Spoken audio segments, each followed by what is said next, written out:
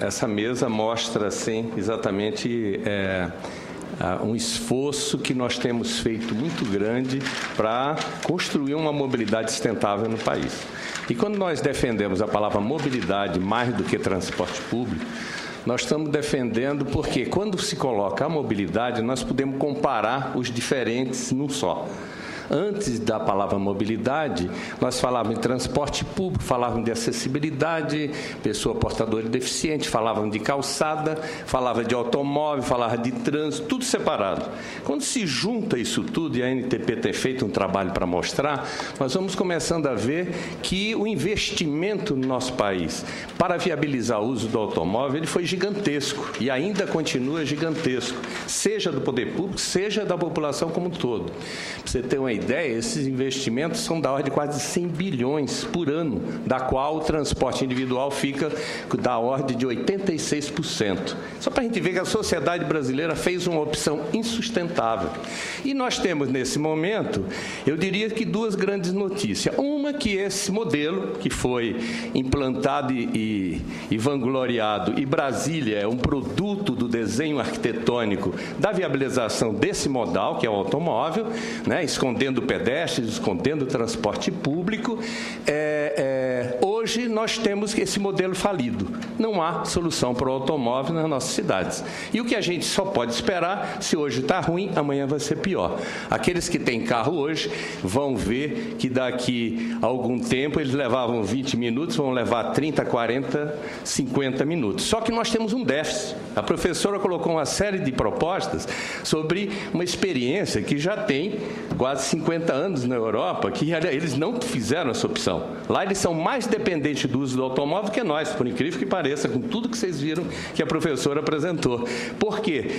E mesmo assim o Estado investe maciçamente em segurança viária e investe em transporte público. E investe em transporte público sobre trilho e investe também bastante em transporte por ônibus e sistemas estruturais. Então, o que nós temos defendido nesse tempo todo é que nós temos hoje, em primeiro lugar, correr com prejuízo. E esse é uma dificuldade que nós estamos tendo no momento, no debate do setor, que é o seguinte: é metrô, é coisa boa, é o transporte, é o que a presidenta falou, é o que a professora falou, e o que vem de ônibus é sempre coisa ruim. Só que acontece o seguinte: hoje nós temos 93% das viagens transportadas por ônibus e 7% sobre o sistema metro-ferroviário. O sistema metro-ferroviário, nós sabemos que ele tem um tempo de implantação muito mais longo do que o sistema sobre pneus. Nós temos experiências em Curitiba, em Porto Alegre, que você conhece muito bem, né? Onde a gente vê que o sistema de ônibus é um sistema de qualidade. Ele vem com qualidade, com uma velocidade de implantação muito maior e um preço menor. O que nós estamos defendendo hoje é que o sistema sob trilho, ele ocupe aquela demanda que é para esse sistema, que é uma demanda acima de 35 mil passageiros hora sentido. Nós tivemos, do mesmo jeito que a gente viu o discurso que ela apresentou sobre um jornalista, que a gente vê que é uma liderança popular, nós tivemos inúmeras dessas em Salvador, questionando a implantação do metrô em Salvador, que tem a mesma estrutura que foi apresentada agora pela professora com relação ao sistema de ônibus. As pessoas vão ter de subir em passarela, vão ter de andar mais e vão descer para pegar o metrô, com uma dificuldade. A gente não tem ideia nem aonde vai ficar os terminais de ônibus, quando o sistema de BRT, que eu achava muito bom que a professora pudesse conhecer, eu tive a oportunidade de conhecer em Bogotá e fiquei impressionado com a qualidade, isso para o usuário, e eu sou metro ferroviário, posso dizer isso, sossegado, fui aposentado pelo metrô. De São Paulo, é uma coisa fantástica. Eu andei 20 quilômetros no horário de pico, em 14 minutos. dizer que sair com um horário marcado para a gente ver quantos minutos ia passar o próximo ônibus. Na mesma linha, eu tenho 5 linhas passando. Uma que é paradora, outra que vai reto. Então, o que a gente tem de fazer hoje? Nós temos de juntar o esforço, seja da mobilidade sustentável como um todo. De um lado, o transporte não motorizado, juntando calçadas acessíveis, que eu acho que é um ponto fundamental aqui dessa comissão, que é, de fato, fazer com que as leis e o decreto de acessibilidade seja implantado até 2014. Então, isso a gente tem de ter uma fiscalização grande, ir para cima das prefeituras. Nossa Casa Nossa Vida, por incrível que pareça, foi lançado sem nenhum plano de acessibilidade nos prédios, quer dizer, tem coisas complicadas nesse sentido. O espaço de acessibilidade da cidade, das calçadas, tem de mudar rapidamente, porque o decreto deixa muito bem que é 2014, nós não estamos com a fiscalização efetiva sobre isso. Tem a questão das bicicletas, que tem de ocupar o seu espaço na mobilidade urbana hoje, e o transporte coletivo, nós temos de ser razoáveis. Nós precisamos, não podemos colocar, como o caso de Salvador, botar em 17 mil passageiros hora sentido, nós colocamos o sistema metroviário que vai ficar pronto daqui a uns 8 anos. Quer dizer, a gente vai passar a Copa com um grande canteiro de obra na Bahia. Só para citar um exemplo que eu acompanhei de perto. Em compensação, nós temos uma experiência em São Paulo fantástica, que vão aplicar 45 bilhões, além desse dinheiro todo que nós estamos falando, dos quais eu acho que quase 80% é sistema metroferroviário. E São Paulo precisa, porque do mesmo jeito que a gente está vendo os ônibus cheios nas nossas cidades, lotados, eu queria que todos pudessem visitar a Estação Sé em São Paulo e tentar se locomover dentro da Estação Sé. Eu recebi até um e-mail no meu Facebook, o cara dizendo assim, se você não quiser ficar sozinho, visite a Estação Sé, porque aquela massa de gente, nós já temos, eu esperei na estação Anhangabaú em São Paulo, passar 3 trens para parar o meu. Ele não para, não dá mais. São Paulo está saturada de carro, está saturado o sistema de transporte inteirinho, seja ferroviário e seja metroferroviário. Se você for andar hoje no sistema de São Paulo, no sistema metroferroviário, você vai ter uma coisa muito parecida que nós temos no sistema de ônibus. Então, acho que a gente não pode, nesse momento, dizer que essa é a melhor solução e aquela é a ruim. Você entende? Tudo que vem de ônibus é ruim, porque mesmo com todo esse investimento que nós vamos ter, eu estava discutindo com o Bicalho aqui da NTU, se muito a gente vai pular esses 7%, mesmo com todo o investimento de São Paulo, em 5 anos, nós vamos chegar o quê? A 15% metro ferroviário. Os outros, eles vão ser transportados por ônibus. Então, o que a gente está defendendo hoje, em primeiro lugar, que a gente acelere isso para sair do caos. E para acelerar isso, em muitos lugares tem de implantar sistema de BRT e tem de implantar corredores. Mais do que isso, nós temos de cuidar do dia a dia. Então, nós estamos defendendo no MDT que seja proibido estacionamento aonde passa ônibus. Só isso vai reduzir a tarifa no Brasil, porque os ônibus vão circular mais rápido.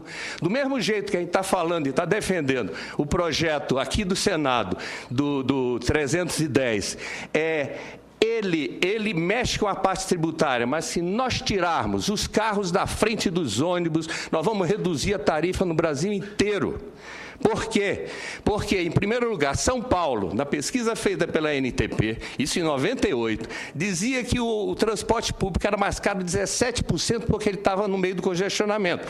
Hoje a gente pode dizer, numa avaliação muito de 98 para cá, dizer que agora não é mais 17, é 25%. Significa que São Paulo, o trabalhador que pega o ônibus, paga 70 centavos em cada tarifa, porque ele está no congestionamento do ônibus. Então, eu acho que a questão central que nós temos de discutir hoje, numa política de mobilidade, não é discutir modal.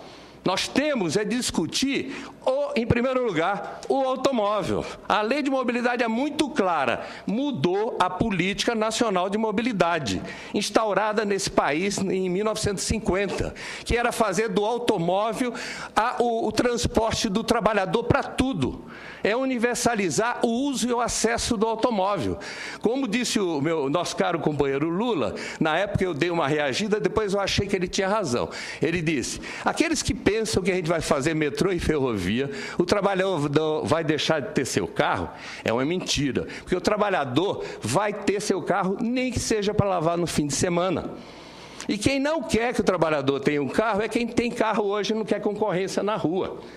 Então, o carro não é só um meio de transporte, é um predicado de cidadania. O trabalhador, sim, tem direito de ter seu carro. Só que, para usar esse carro, ele não pode ser com todos os privilégios que nós temos hoje. Pegar grandes, assim, são áreas fantásticas, cara, para o cara parar na via pública. Tem de ser proibido o estacionamento na via pública.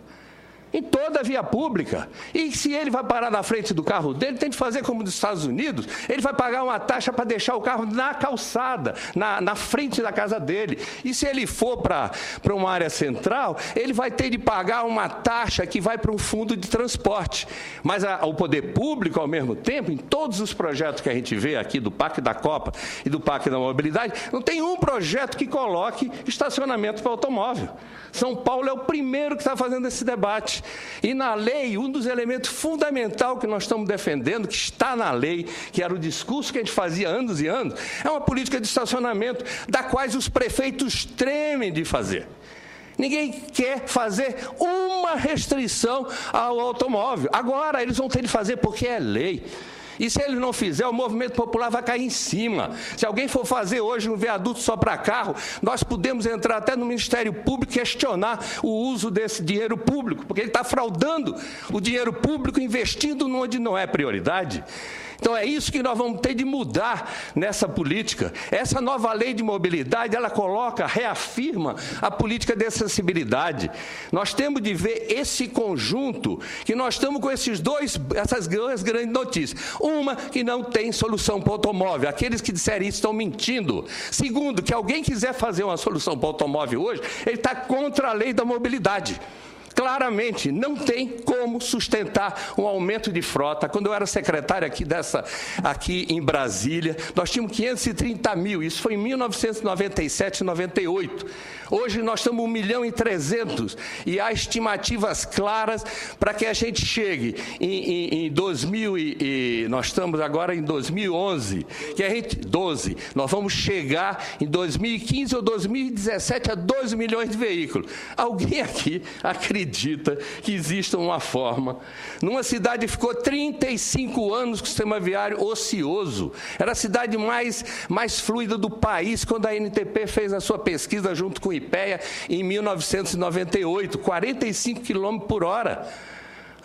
Isso é que tem de mudar. Nós pagamos 30 bilhões por ano para os acidentes automobilísticos. Isso, uma época eu estava com o Rolim, né, o nosso querido deputado, e eu estava discutindo com ele que a gente tinha de trazer aqui para esta casa, como questão de direitos humanos, o fim da chacina no trânsito no Brasil.